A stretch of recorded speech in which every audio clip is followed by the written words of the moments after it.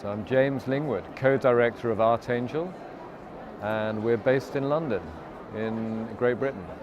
Michael Morris, who's the co-director of ARTANGEL, and I were both working at the ICA in the 1980s, which was an amazingly formative experience for both of us. Lots of really interesting projects, performances, exhibitions, and alongside what we were involved in within the white walls of the gallery or the black box of the theatre, Michael and I were both very interested in exploring other possibilities.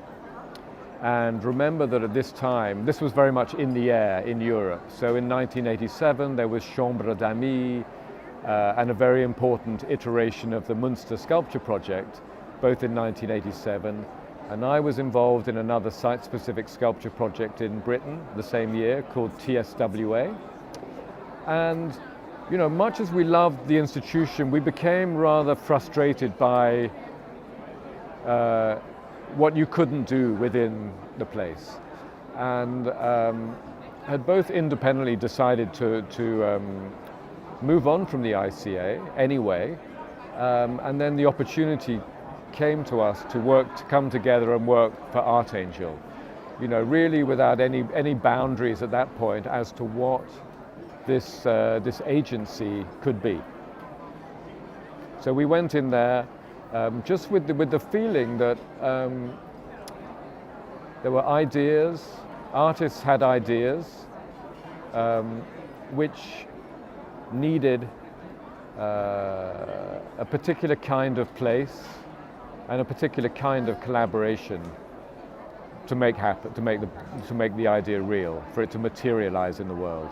And so ARTANGEL placed itself as the agency to offer this collaboration and to make these works happen in a particular kind of place.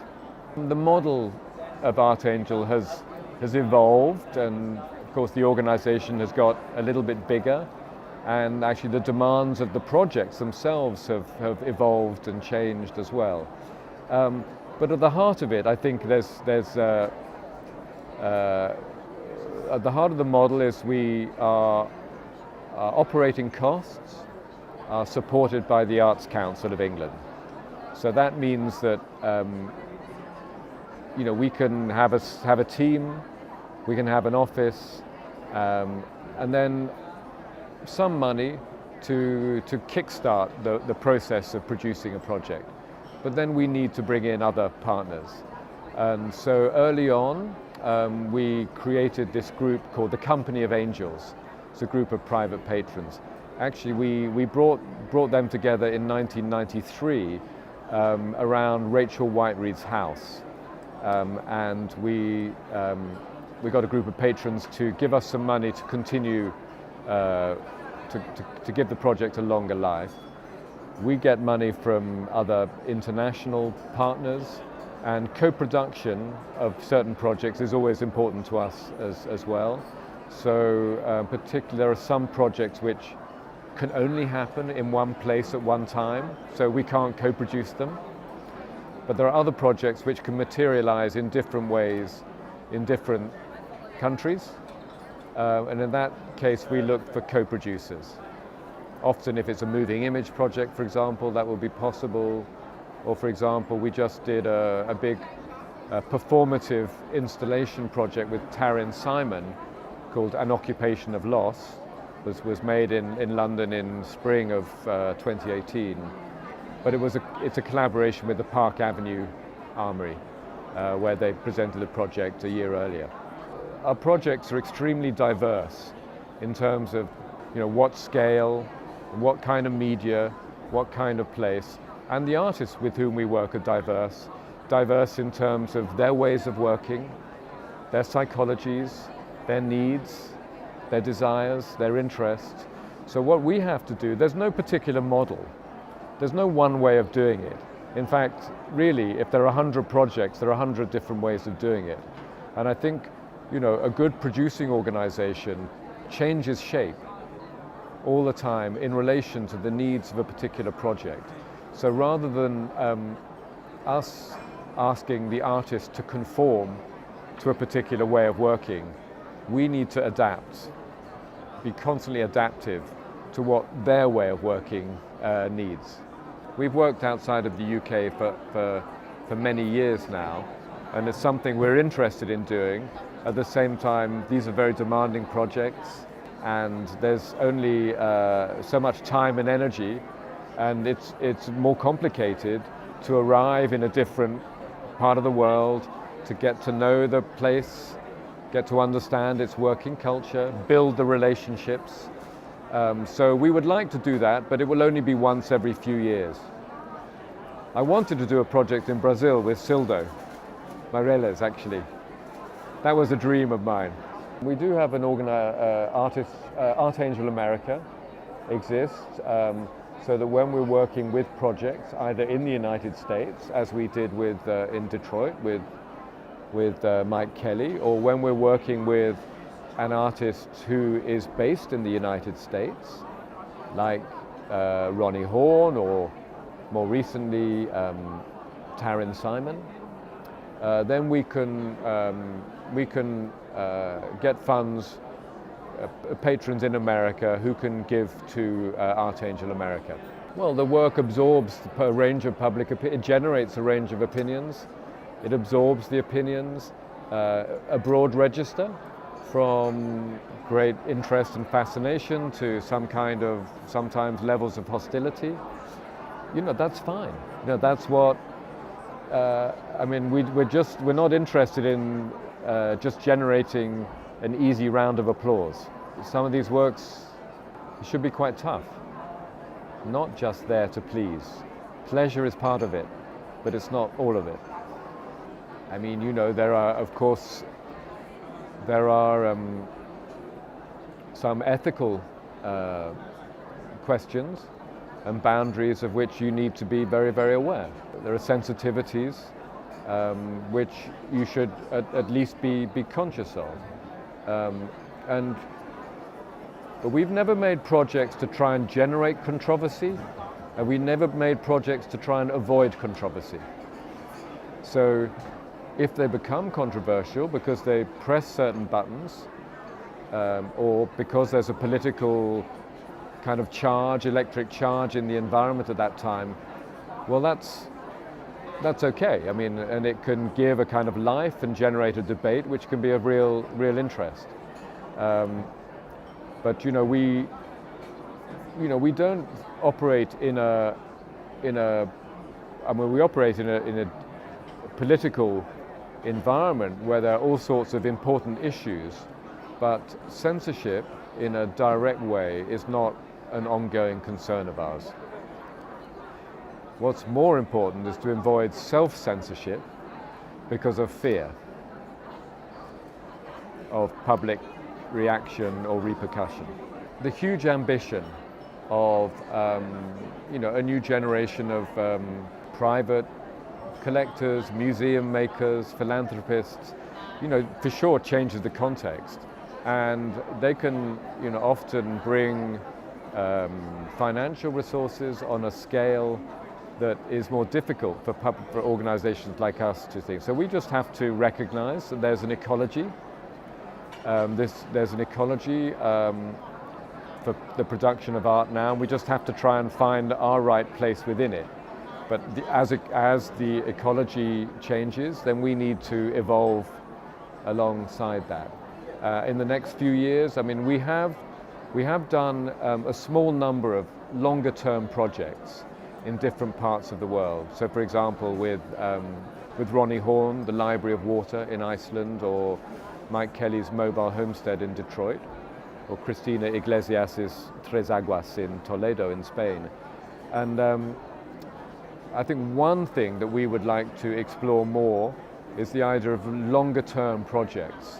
And they may indeed involve one artist or a number of artists. So to move to a different kind of, a different sort of event status for the work. So it's not like it all has to happen, attract a lot of people straight away, but maybe longer, slower project. It's important for us to be as independent as possible. Our partners, our collaborators and our supporters all respect that. I mean, everyone is behind the idea of us giving the best possible resources of time and energy and money to artists to realize the best possible project. So we're not having to second guess what this very wide range of different supporters. I mean, we have over 250 people involved in supporting ARTANGEL in different ways. And what's important is they support the idea of ARTANGEL. And then they will love some of the work, they might not love some of the work, but they like the idea. In the UK, the trustees' responsibility is for the governance of the organisation. They need to make sure we conduct ourselves properly, that we're financially solvent, and we agree the broad direction of travel with the trustees. So what are our ambitions over a 5-year period? Roughly how many projects will we try and do? But the actual specifics of which artists we decide to work with, even what kind of project or where in the world, that's entirely down to us as directors. I've seen amazing exhibitions or projects of different kinds that are eye-opening. I mean, they're not necessarily by younger artists. I'm thinking about the work that Pierre Huyghe has been making for the last few years, really. These kind of complex ecosystems, which are different every time you look at them and change over time.